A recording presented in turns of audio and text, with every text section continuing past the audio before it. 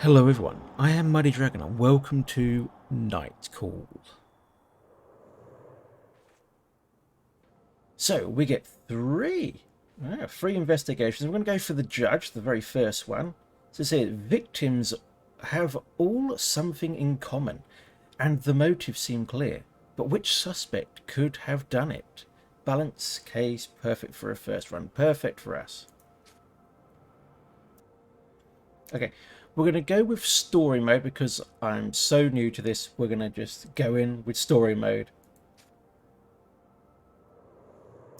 So in this game, there's a lot of people that you will encounter during the course of the game. And every encounter is going to be completely random. And that includes who the murderer will be. So yeah, each time you play it, it's going to be very different.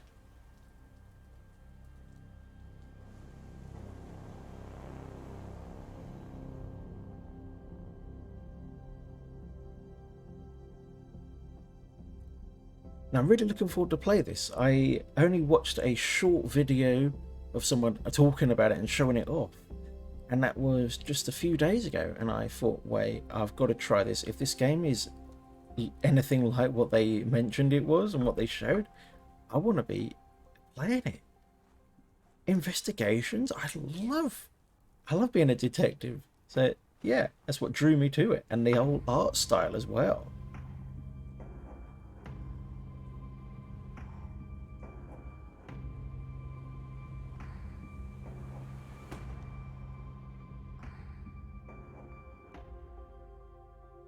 Night Call.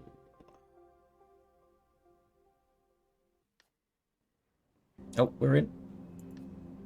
I think. Doctor, here? Ah. Sir, can you hear me? Or do I need to speak up? Uh, speak up.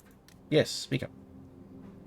Is this okay with you? Is my voice loud enough? Well, it would help if if there was actually voices in the game, that would be fine. Yes, it's fine. She takes a deep breath. Sir, you just spent 2 weeks in a coma. Well, that's not good. The word bounces around your head. You need a moment to understand its meaning. Coma? The word scratches along your throat. Yes, you were the victim of an assault. The word resonates in your head. Victim. You are aware a serial killer is currently on the loose in Paris. You feel the contents of your stomach crawling up your throat. The judge, as the police call the killer, assaulted you. The bullet touched your liver and, in most circumstances, it would have been fatal. We chose to put you in an induced... Her voice becomes more distant. Fades. You taste bile at the back of your mouth. Your head is burning. You hear a whistle in one ear. Your fingers move to your wound. Underneath the bandages, you can feel hard skin. It is incredibly painful. Did they? I'm sorry? Did they catch the judge? No. What about my passenger? He was dead before you even got out of your cab. The doctor is silent for a second.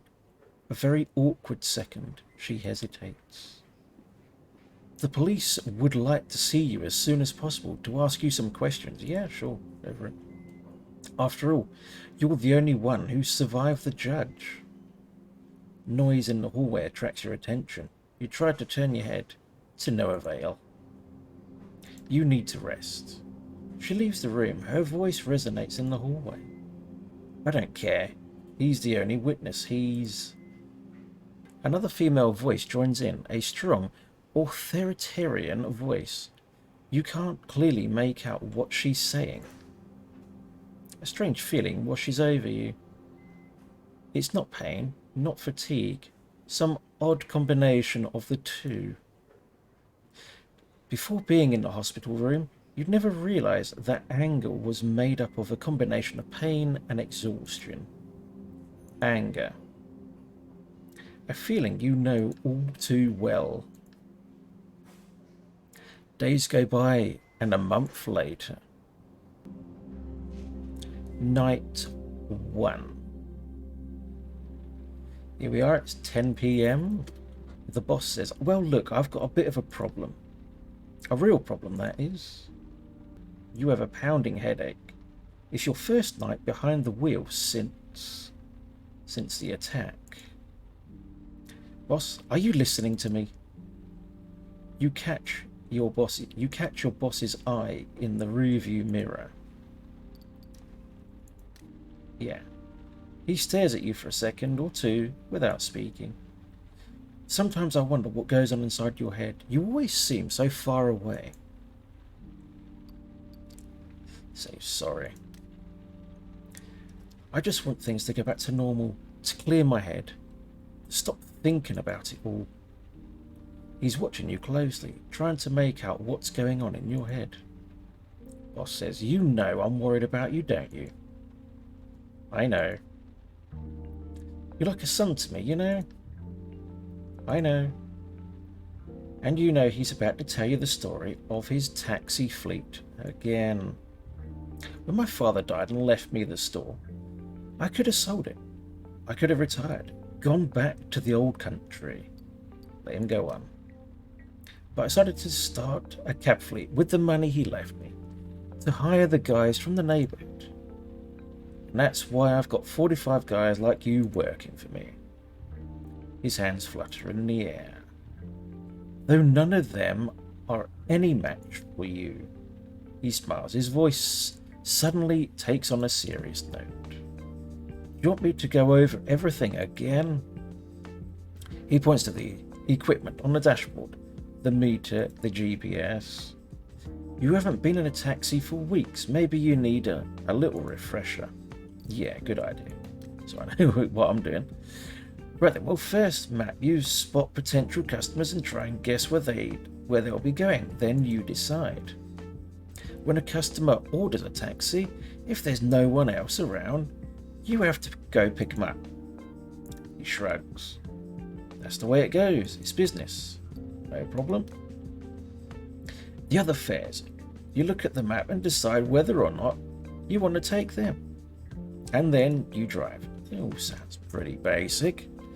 He flashes a quick mechanical smile.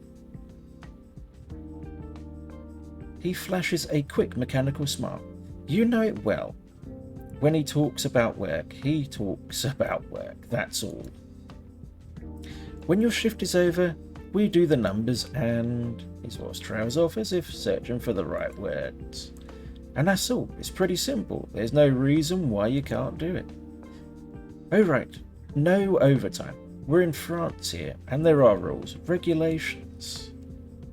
You might not see it that way, but no one likes having a driver who hasn't slept in for 24 hours. He looks away. Something's been bothering him since he got into the cab. And anyhow, you know the ropes, you get it. I know you're going to do a good job. Yeah, let's ask him, what's the matter? What's the matter with you? Your boss keeps quiet for a while, as if he's hesitant to speak, and then he's going to talk about the murder, I guess. I don't think it's a good idea. You shouldn't be driving. The murderer is still out there, and we think he's going to come back for you. Your colleagues. I do too. Anyway, I'll let you get back to work. Yes, thank you very much. Every minute spent in your taxi is a minute lost. He gives you a smile, half ironic, half serious. Oh, well, I didn't mean to push something. Same to you and good luck. He'll spend the rest of the night dealing with problems and drivers. You wonder how and when the guy ever gets any sleep. Your boss opens the door and exits the cab. You watch him cross the street and enter the fleet garage. A couple of colleagues are milling about. Taxis are coming and going. They all ignore you, consciously or unconsciously. You are branded. You sit there a moment, then turn the key in ignition. The hum of the engine sends a tingle down your spine.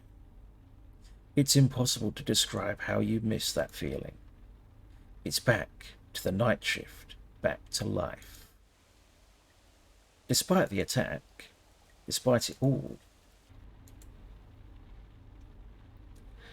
Okay, let's go. Our first customer, I reckon, will be this one.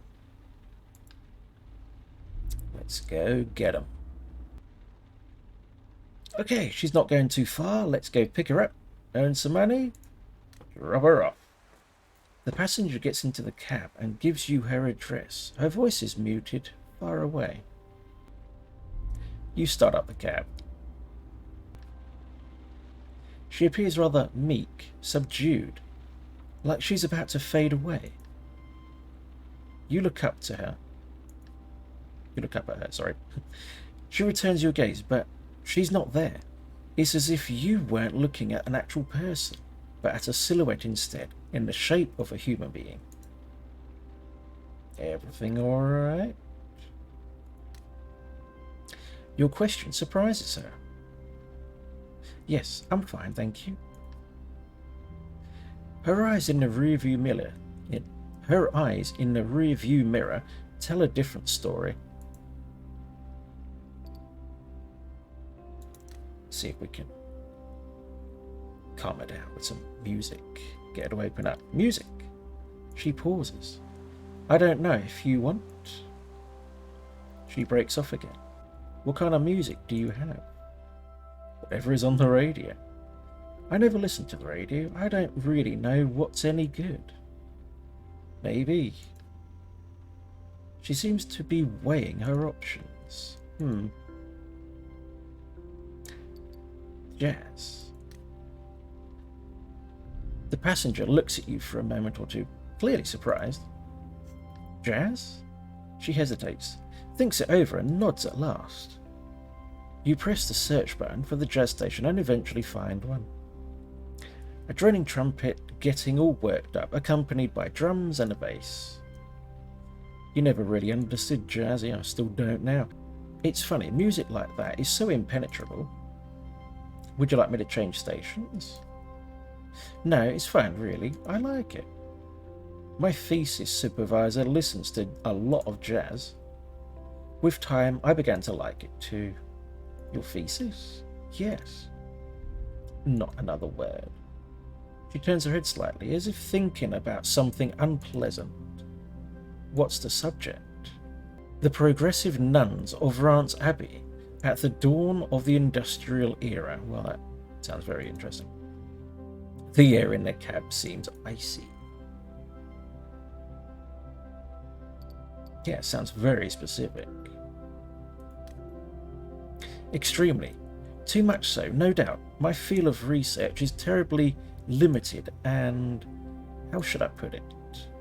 He sighs. It's deadly boring, a subject that no one else is interested in. My thesis supervisor for a start, my parents, my ex, and worst of all, even me. She stares at you. The subject is a trap, it's never been explored, and it informs our perception of women in the 18th century, but no one is interested in it. That's how it goes. I got used to my thesis to the subject. Doctoral theses are rarely interesting, you know? But mine, I think I've hit rock bottom. Now, you shouldn't say that. I don't need your pity.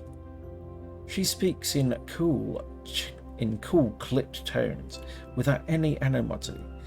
You find it disconcerting. I chose the path I'm on. I'm entirely accountable for it. She hesitantly lifts her hand. But I'm the one who chose my thesis. Me and no one else. To be honest, it will no doubt be the only thing that remains of me when I die. You shouldn't say things like that. What if you tried something new? Something new? Like what? I have no practical skills whatsoever. Do you know how to drive? She stares at you. As a matter of fact, yes, I do. Oh no, we're near the end of the journey. Then you could drive a cab. A brief pause. I see what you're hinting at, but I don't think I'll be able to do it. I'm sure your job requires more than just driving skills. I'm not very good with people. I wasn't either at first. And then, day after day, I got to know people better, to understand them.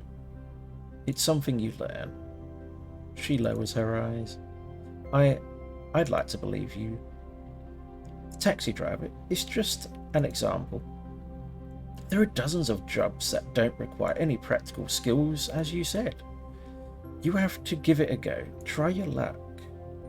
Talk a little about yourself. Sure, why not? Me, before I did this job, I thought I was no good for anything. Then someone gave me a chance, trained me, gave me... You break off. The young woman is visibly moved. Unshed tears glisten in the darkness of the cab. Sorry. Don't be. It's nothing. It's me. A wry smile tugs at the corner of her mouth as if she enjoys the thoughts of seeing lonesome people suffer. My parents think... Her voice falters. She's unable to go on. It takes her a few seconds to pluck up the courage to speak again. My parents think I've made a mess of my life. I know they do. They haven't said so, of course. They are there for me. They help me, but deep down they know it's too late. The jazz number on the radio has become distantly more aggressive, more distant. You briefly consider turning down the volume and change your mind.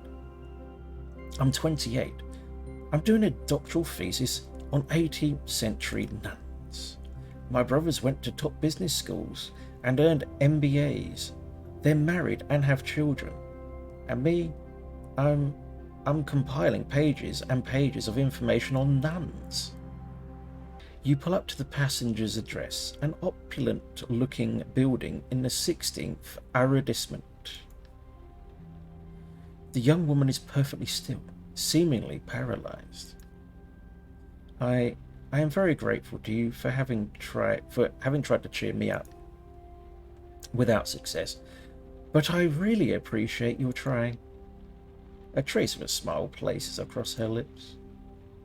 You believe that everyone has a purpose in life? She shrugs. I don't. She hands you the fare and then exits the cab without a word. A moment later, she's walking away, heading towards her building. You sit there a moment longer, then start up the cab. Well, I must say that was quite interesting. I have really enjoyed that. Let's do one more, because I get a feeling this game's going to be on for quite a while. So, next one. Let's go for eeny, meeny, miny, mo. One of these two look good to me. You.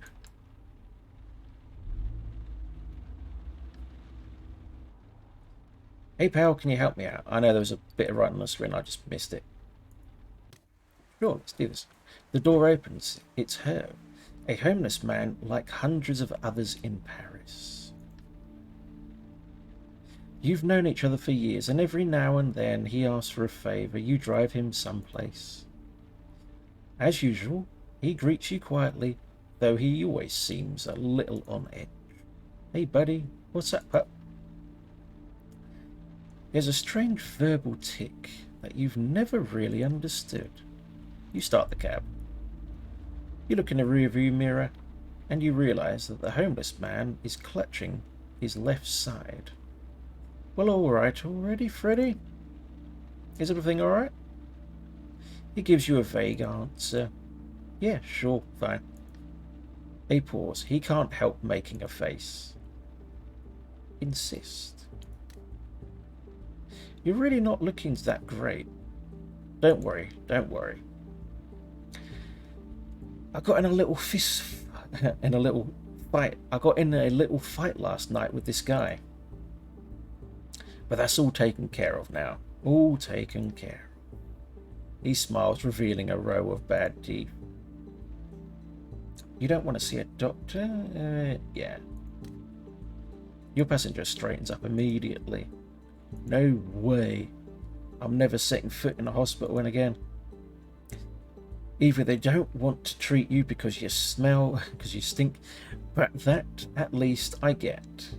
or they pack you off to a social worker. His mouth twists into a funny pucker as if he were about to spit. They mean well and all, but I just want to be left alone. I don't want to be put in some crummy apartment out in the middle of nowhere. If you leave the street, you lose your spot. It's that simple. His mouth stays open for a moment. You know, there are guys who tell you they chose the street and all that. As for me, that's not the case, Ace.